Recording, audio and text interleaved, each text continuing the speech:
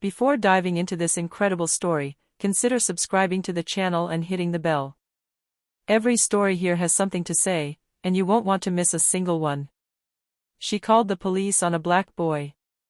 But she didn't expect to see his mother. In the chic suburb of Brookstone Hill, silence has a taste of control. The streets, laid out with a ruler, stretch out like the lines of a perfectly kept notebook. The hedges, sculpted to the minute, form almost mathematical shapes, and the sidewalks shine as if they've just been hand-washed. Here, even the birds seem to fly in straight lines. There's no room for chance.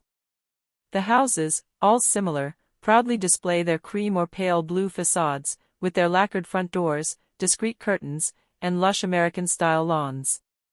It's a neighborhood where dogs don't run free, where children play within clearly defined boundaries, and where strangeness, or what is perceived as strangeness, is a social crime in itself. It is in this setting, almost too perfect to be true, that stands Malik Johnson, 17 years old.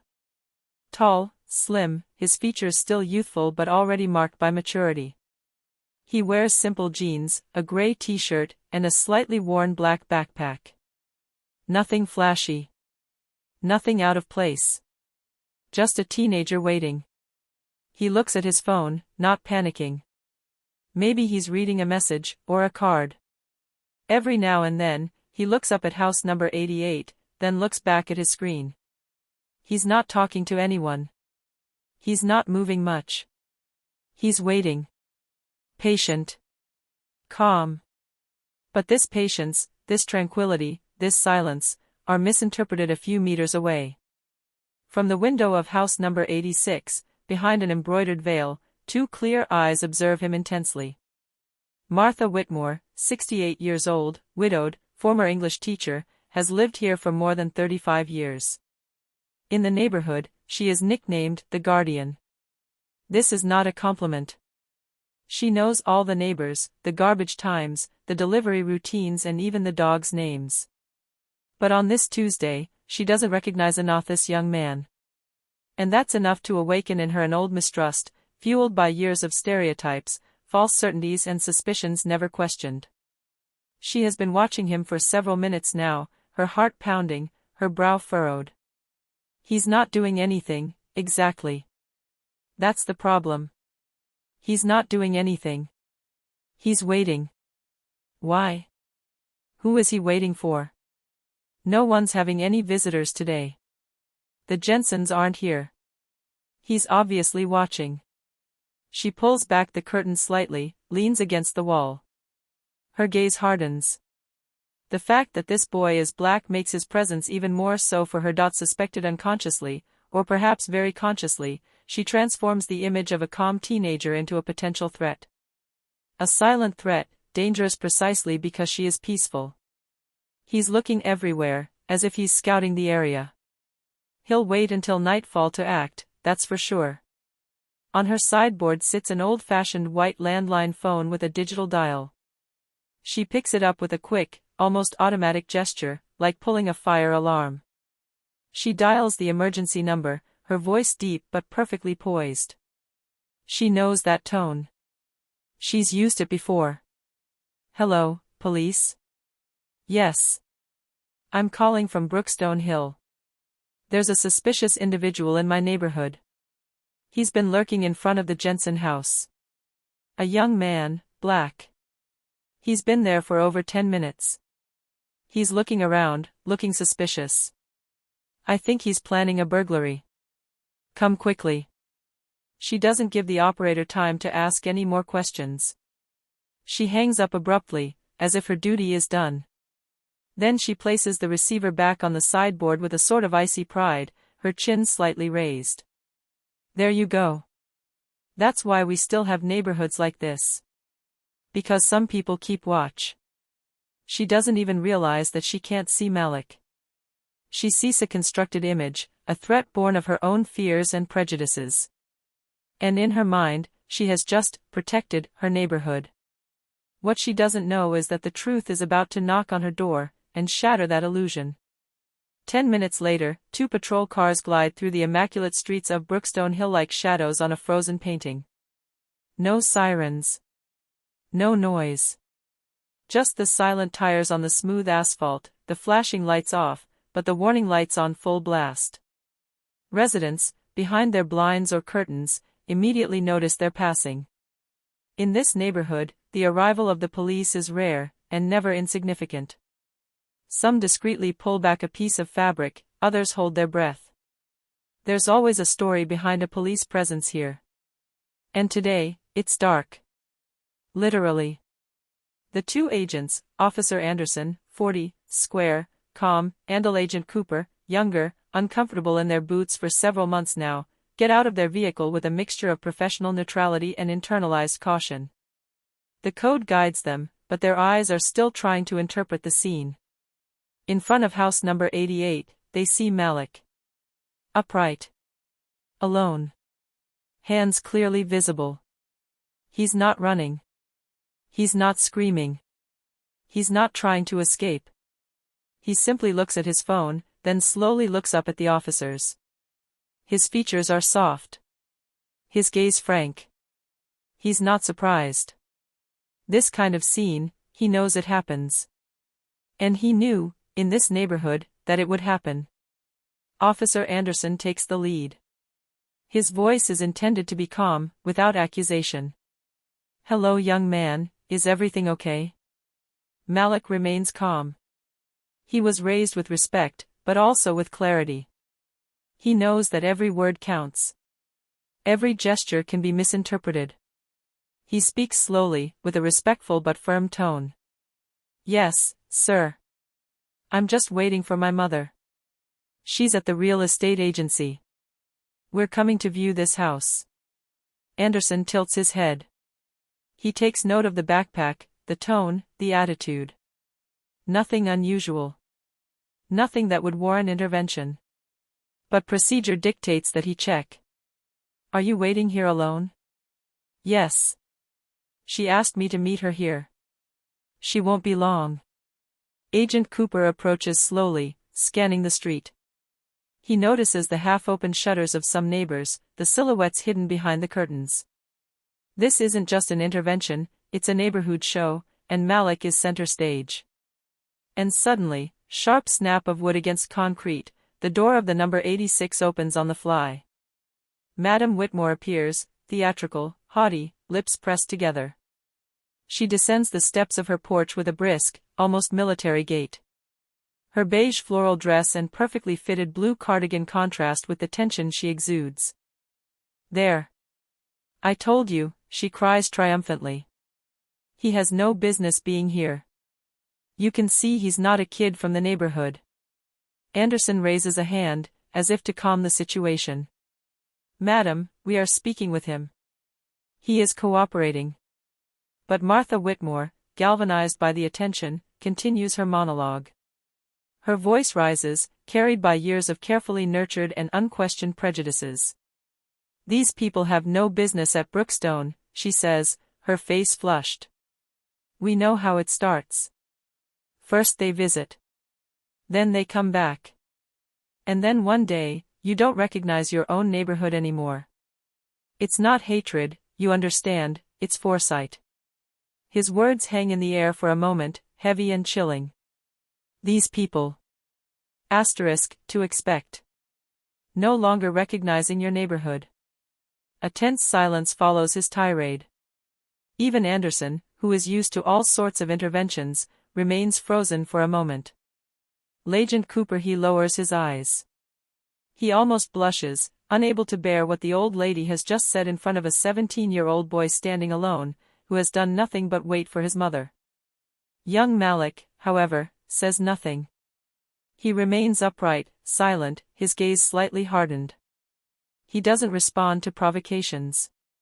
He has learned. His silence is his armor. Anderson finally turns his head towards him, almost sorry to have to question him, almost ashamed to be there. "And you said your mother is coming soon?" Malik nods slowly. "Yes. She told me she would sign the papers at the agency, then come here. This is the house we came to visit." Whitmore, who hears this, takes a step back, almost shocked. "Sign her the papers? You, wait, You're not saying that you. And suddenly, the murmur of neighbors hidden behind the curtain stops. The neighborhood seems to hold its breath. A black sedan, long and shiny, stops slowly along the sidewalk, right in front of the number 88. The sun's rays slide across its body like a polished mirror. The doors unlock in a click, subtle, almost ceremonial. The rear door opens. And it's not just a woman who comes down from it. It's a presence. Grace Johnson, tall, measured gait, sober heels, tailor-made off-white suit, dark sunglasses framing a dignified, impassive face. She doesn't look at anyone, not yet. Her gold earrings barely tremble in the light. An elegant watch on her wrist. A structured bag. Everything about her evokes the mastery. She doesn't need to shout to be heard. She never had that luxury, so she learned to speak with her posture. The police officers back away almost instinctively. As if something else has just taken control of the scene.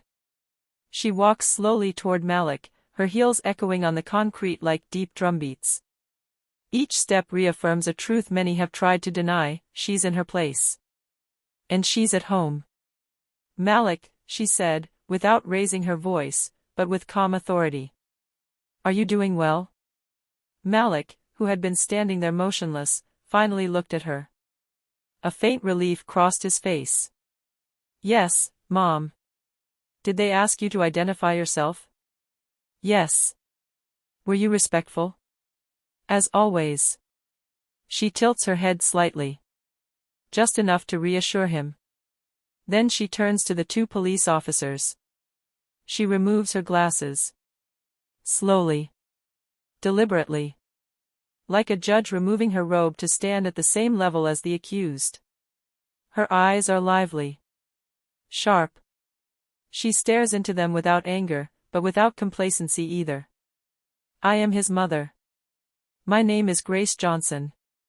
Her voice is calm, each word weighed, articulated with the clarity of a woman accustomed to courts, boardrooms, and coded confrontations. She is not trying to plead. She states the facts, and they are indisputable. I was at the real estate agency this morning. We signed the sales agreement. This house. She slowly raises her hand, and points at the number .88, the same house in front of which Malik was standing. Is now ours. The police officers remain silent. They exchange glances. Anderson nods, a hint of embarrassment in his eyes. Cooper stares at the ground, his jaw clenched. No word seems sufficient. And then, Mrs. Whitmore's voice breaks the silence. More acute, suddenly weakened. Wait, what? You're buying this house? She blinks a few times, as if she just misheard. As if the very idea of a black woman buying a house here, on Street, Sun Sanctuary, was absurd. Grace Johnson turns to her. Slowly. Delicately. Not angrily, but with that icy clarity that only women tired of being scorned know how to handle. She stares at her. Straight in the eyes. Without detour. Her glasses dangle from her fingertips, like a scale of truth suspended between two worlds. Yes, ma'am. We're buying this house. We viewed it last week. And this morning, we signed. Officially. No tricks. No favors. No excuses. Whitmore takes a step back. She opens her mouth. Then closes it. Sweat beads at her temples despite the cool air. Grace takes a step forward, but keeps a precise distance. Impassable. Then, in an even calmer voice, she adds. My son was 10 minutes early. Was he bothering you? Not a scream. Not another word. Just that question, thrown like a gentle blade. A question that weighs far more than any speech. A thick silence falls on the sidewalk. Thicker than a storm, sharper than a scream. Even the wind seems to have stopped, as if frozen by tension. Mrs. Whitmore, whose face until then had expressed certainty and social superiority, suddenly seemed reduced to a shadow of herself. Her mouth opens slightly, her gaze flickers, and her voice, once sharp as glass, is now nothing more than an uncertain breath. I just thought. She doesn't finish.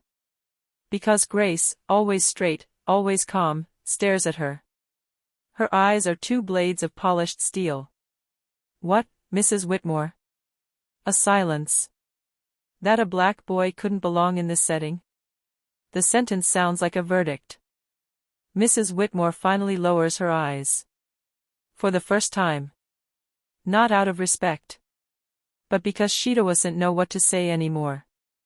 Because everything she thought she knew about order, about respectability, about good neighborliness, is crumbling. And it's not anger that's unsettling her. It's the naked truth. She's trying to hold on to something. An excuse. An escape. You know. I've lived here my whole life. This neighborhood has standards, unspoken rules. Traditions. Grace doesn't smile. She doesn't raise her voice. She takes a step forward. Majestic. Slow. And now, one of those standards is called Grace Johnson. She pauses. Civil rights attorney. Harvard graduate. Consultant for anti-racial discrimination commissions. And the rightful owner of House 88. She turns for a second to face the officers, who step back almost imperceptibly. Not out of fear, but out of lucidity, they know they are no longer the authority figures here. It is between these two women that everything is now being played out. And they do not have the shoulders to bear the weight. Grace turns back to Whitmore, who seems to have shrunk. His crossed arms have become a fragile, almost childlike barrier. His gaze avoids Grace's. You're lucky I'm in a good mood today. The sentence falls, heavy, precise that it's not a threat. It's a grace. Whitmore is still desperately trying to save face. I didn't call out of malice, she whispers, her voice trembling. Grace nods slowly, like a teacher marking a paper. No. Not out of malice. She approaches again, without ever crossing the space of respect. You called out of habit. A dull, ingrained, comfortable habit. The kind of habit that kills people slowly. Socially. Silently. And you know what?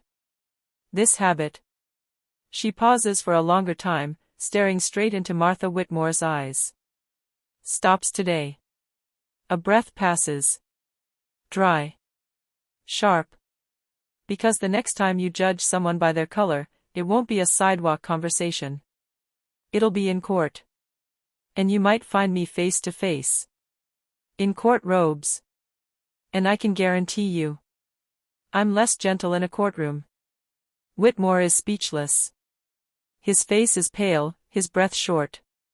His pride has dissipated, replaced by a mixture of shame, confusion, and, perhaps, a tiny spark of lucidity. All around, the silence is total. Even the curtains behind the windows, barely open, are now frozen. The whole neighborhood is listening. The whole neighborhood is watching. And the whole neighborhood understand. At this very moment, the power has changed sides. Not by force. Not by violence. By the simple, relentless truth. Grace puts an arm around Malik. Come on, let's go visit our new house. They walk through the gate of number 88. Together. Calm. Dignified. The creaking of the gate seems to mark an invisible boundary between old and new. Grace and Malik's footsteps on the stone walkway echo with quiet solemnity, as if carving a message into the ground. We are here. And we belong here. On the steps opposite, Mrs. Whitmore stands frozen. Her hands tremble around her cup of tea, which she hasn't drunk for a long time. Her gaze follows the silhouettes entering this house she never imagined would be for them. And for the first time in years, she feels neither certainty nor superiority. Only emptiness. And a nagging doubt. She looks around. The trees are the same. The sky too.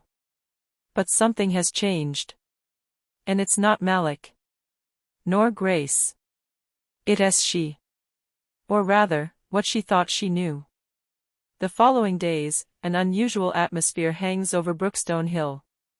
Some neighbors, cautious at first, stop at a distance. A man from number 86 brings a bouquet of flowers, clumsily picked from his garden, and hands it to Grace with an uncertain smile. A mother passes by with her daughter on her bike, hesitates, then says timidly, "Welcome to the neighborhood." Children, on the other hand, don't need words. A ball rolls across the lawn. Malik picks it up, throws it back. Laughter. Improvised games. He runs, falls, gets up again. His smile bursts forth like a silent victory. In house number 88, the boxes are slowly disappearing. The living room is filling with books, frames, plants, memories, and the future. A family photo sits on the mantelpiece. The house is vibrant. With music. With conversations. With warmth. One Saturday morning, the scent of a barbecue wafts through the air. Grace has invited a few neighbors over. Laughter erupts. Voices collide, and in this mix, a new Brookstone takes shape. "Eaty Madam Whitmore?" She stares out of her half-open window. A pie plate in her hands. She hesitates. For a long time. Then, slowly, he steps down from his porch. His steps are slow, but it is a beginning. Brookstone Hill would never be quite the same again. Because a dignified and determined black woman dared to cross a gate. Because a quiet, respectful black boy had simply waited for his mother. Because the walls hadn't spoken. But the looks had said it all. And now, House 88 was not just a number. She wore a symbol.